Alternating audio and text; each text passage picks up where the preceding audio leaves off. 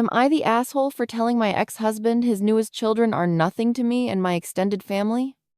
My ex-husband and I share custody of our 2 children, 12 and 10. Our marriage ended in a way that caused a lot of conflict and resentment. He turned somewhat emotionally abusive when he told me he was done, and he said he found me disgusting and repulsive and that he had wanted to cheat so many times because why the thought of sticking it in me made him want to puke. He'd been off for a little while prior to that, but the outburst was unexpected.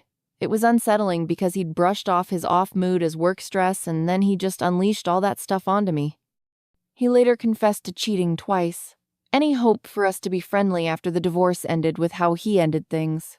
My family all hate him for how he spoke to me, but the kids don't know. I never wanted to drag them into this, and once he wasn't treating them the same way, I was happy they weren't mixed up in everything.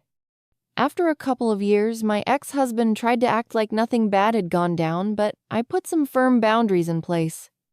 I don't answer social calls or texts and eventually got a co-parenting app in place to make communication better.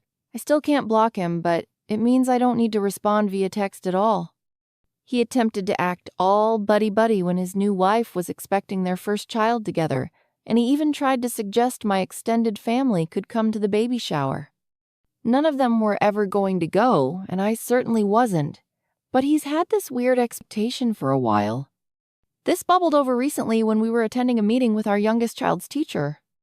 My ex-husband complained that my parents had seen him, his wife, and all the kids in public, but hugged ours and kept things distant with him, his wife and their children together.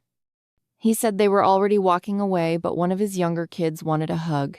He said they never make the effort to be in his younger kids' lives, and he complained that I never make the effort either.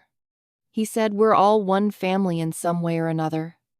This is where I might have been an asshole, because I told him his newest children are nothing to me and my extended family.